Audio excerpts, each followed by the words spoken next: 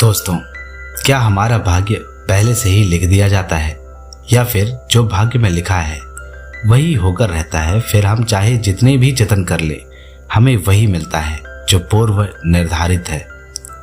अगर आपके मन में भी ऐसे ही सवाल उठते हैं तो आपके इन्हीं सवालों के जवाब हम इस वीडियो में आगे जानेंगे। तो दोस्तों, आइए इस वीडियो में हम इसी विषय के बारे में जानने की कोशिश करते हैं। दोस्तों, अगर शास्त्रों के अनुसार देखा जाए तो भाग्य का लिखा कभी नहीं मिटता, वह होकर ही रहता है। जो भाग्य में पहले से निश्चित है उसे हमें भोगना ही पड़ता है। दोस्तों, इन सभी बातों को अच्छी तरह से समझते हैं। मनुष्य अपने भाग्य का स्वयं निर्माता होता है। मनुष्य के कर्म ही उसके भाग्य और दुर्भाग्य को निर्धारित करते हैं। भगवान श्री कृष्ण कहते हैं कि मनुष्य कर्म करने के लिए स्वतंत्र है। वह अपने इच्छा के अनुसार कर्म करता है, लेकिन उसका फल मैं उसे स्वयं देता हूं। मनुष्य अपने इच्छा अनुसार कर्म तो कर सकता है, लेकिन उन कर्मों के फलों के लिए वह कभी भी स्वतंत्र नहीं होता। उसके कर्मों के फलों को परमात्मा स्वयं प्रदान करता है। जैसा प्राणी कर्म करता है उसी प्रकार का उसे फल प्राप्त होता है। इसी प्रकार पिछले जन्मों के किए गए कर्मों के अनुसार ही वर्तमान में प्राणी का भाग्य अथवा दुर्भाग्य बनता है। अतः मनुष्य को सदैव ही अच्छे कर्म करना चाहिए। मनुष्य के शरीर को मोक्ष का द्वार माना जाता है। पुराणों में या शास्त्रों में भी कहा गया है कि मात्र मनुष्य का शरीर ही है जिसके माध्यम से वह भगवान की भक्ति करके, परोपकार करके, अच्छे कार्य करके इस जन्म मृत्यु के चक्र से बाहर निकलकर वह परमात्मा को प्राप्त कर सकता है। पुनरपि जन्मम पुनरपि मरणम पुनरपि जननी जठरे शयनम एह संसारे बहुदुस्तारे कृपया पारे पाहि मुरारे। अर्थात बार बार जन्म लेना, बार बार मृत्यु को प्राप्त करना, बार बार माता के गर्भ में आकर शयन करना, अर्थात माता के गर्भ में रहकर भी भयंकर पीड़ा को सहन करना, इस संसार से पार होना बहुत ही कठिन है। हे कृष्ण, हे मुरारी, मुझे इस आवागमन से मुक्त करिए। अर्थात यहाँ पर भी भगवान की भक्ति से ही मनुष्य इन 84 लाख योनियों से मुक्ति पा सकता है। लोक कल्याण, परोपकार, दया, दान, पुण्य कर्म एवं अच्छे कर्मों के साथ ही भगवान की भक्ति मनुष्य को करनी चाहिए, तभी वह मोक्ष को प्राप्त कर सकता है। दोस्तों, कर्म प्रधान होता है। कर्मों से ही मनुष्य का भविष्य बनता और बिगड़ता है। कर्म के अनुसार भाग्य को बदला जा सकता है, लेकिन एक सीमित अवस्था तक। अब कुछ लोग कहेंगे कि कर्म फल हमें तुरंत क्यों नहीं मिलता, या फिर पिछले जन्मों का कर्म फल हमें इसी जन्म में क्यों नहीं मिलता? पिछले जन्मों का कर्म फल पिछले ही जन्मों में मिल जाना चाहिए। तो दोस्तों, इन सभी सवालों का जवाब जानने के लिए इस वीडियो में अंत तक बने रहिएगा। दोस्तों, चलिए अब हम जानते हैं कि हमारे भाग्य में पहले से ही क्या क्या लिखा जा चुका है जिसे बदला नहीं जा सकता। पहला है आयु, यानी कि आपकी उम्र। जब कोई शिशु अर्थात प्राणी जब अपने मां के गर्भ में होता है तभी उसके भाग्य का निर्धारण कर दिया जाता है। जन्म के पूर्व ही उसकी आयु को निर्धारित कर दिया जाता है कि किस प्राणी का जीवन काल कितना होगा।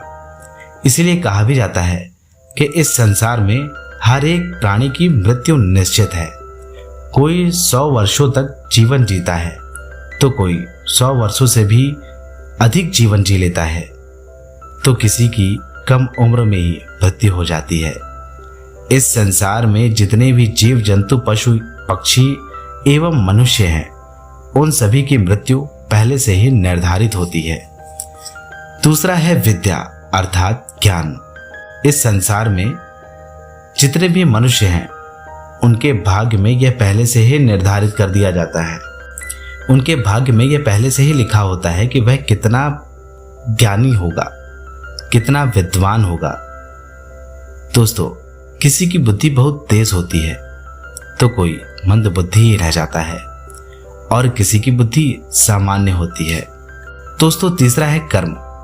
शास्त्रों में वर्णन मिलता है कि किसी व्यक्ति के कर्म फल पिछले जन्मों के कर्म के अनुसार ही मिलते हैं। इसीलिए व्यक्ति अपने कर्मों द्वारा ही सुख एवं दुख का भोग करता है। किसी के जीवन में सुख ही सुख होता है तो किसी के जीवन से कभी भी दुख नहीं समाप्त होता और किसी का जीवन उतार चढ़ावों से भरा हुआ होता है, अर्थात किसी का जीवन सामान्य होता है। यह कहा भी जाता है दोस्तों कि भाग्य से ज्यादा और समय से पहले इंसान को कुछ भी नहीं मिलता। चौथा है धन संपत्ति। व्यक्ति को अपने जीवन काल में जितना धन संपत्ति प्राप्त होगा वह पहले से ही पूर्व निर्धारित रहता है। कोई जीवन भर कमाता रहता है तब भी वह जीवन में केवल गुजर बसर ही कर पाए, केवल इतना ही कमा पाता है। तो कोई इतना धन कमा लेता है कि उसकी आने वाली पीढ़ियों तक के लिए वह पूर्णतः होता है। किसी को अचानक ही धन संपत्ति प्राप्त हो जाती है, किसी के पूर्वजों द्वारा जोड़ी गई संपत्ति मिल जाती है।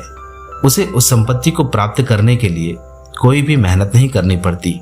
आज के समय में जिन्हें भी आप धन संपत्ति से परिपूर्ण देख रहे हैं, उन्होंने निश्चित ही अपने पूर्व जन्म में दान किया था, परोपकार किया था और अच्छे कर्म किए थे। जो गरीबी में जी रहे हैं उनके पिछले जन्मों का कर्म सही नहीं था। दोस्तों कोई भी मुफ्त में हमें कुछ भी नहीं देता। यहाँ तक कि प्रकृति को भी हम जितना देते हैं उसका कई गुना करके वह हमें लौटा देती है। कहने का मतलब यह है दोस्तों कि जितना कुछ भी हमने दान किया है, चाहे वह धन हो या ज्ञान हो, उसी के अनुसार वह कई गुना होकर हमें वही प्राप्त होता है। दोस्तों पांचवा है विवाह। व्यक्ति के भाग्य में विवाह को लिख दिया जाता है पहले से ही कि उसका विवाह कब, कहां और किसके साथ होगा। यह पहले से ही निश्चित कर दिया जाता है। कई बार ऐसा भी देखा जाता है कि आप विवाह करना चाहते हैं किसी और से और आपका विवाह हो जाता है किसी और से ही। यह सब पूर्व में ही निर्धारित कर दिया जाता है। तो दोस्तों हमें आशा है कि हमारी यह छोटी सी वीडियो आपको अवश्य ही अच्छी लगी होगी। अगर यह वीडियो आपको अच्छी लगी हो तो वीडियो को लाइक और चैनल को सब्सक्राइब अवश्य कर लीजिएगा, क्योंकि दोस्तों आपका वीडियो को लाइक करना और सब्सक्राइब करना हमें और मोटिवेट करता है कि हम आपके लिए और भी अच्छी अच्छी जानकारियां और ज्ञान से भरी हुई वीडियो लेकर रोज ही प्रस्तुत हो। तो दोस्तों आज के लिए बस इतना ही। अगर आपको ऐसी जानकारी और कहानियां भरी वीडियो पसंद है तो हमारे चैनल में आपको ऐसी ही जानकारी और कहानियों के संग्रह मिल जाएंगे जिन्हें आप कभी भी सुन सकते हैं। तो दोस्तों कल फिर मिलते हैं किसी और नई कहानी के साथ हम लोग। तब तक के लिए नमस्कार और वीडियो में अंत तक बने रहने के लिए आप सभी का बहुत बहुत धन्यवाद। जय श्री कृष्ण, राधे राधे, हर हर महादेव।